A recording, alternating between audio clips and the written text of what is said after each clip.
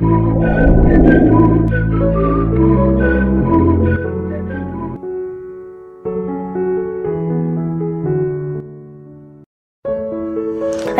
ஆண்டவராகிய இயேசு கிறிஸ்துவின் நாமத்தினாலே அன்பின் வாழ்த்துக்கள்.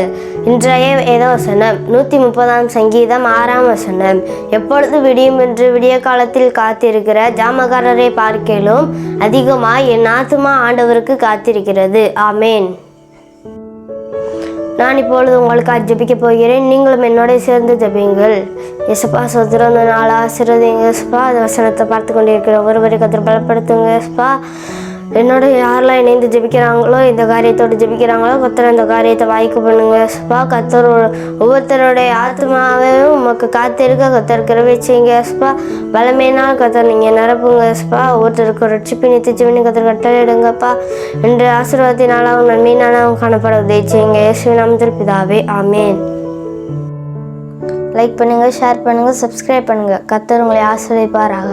ஆமேன்.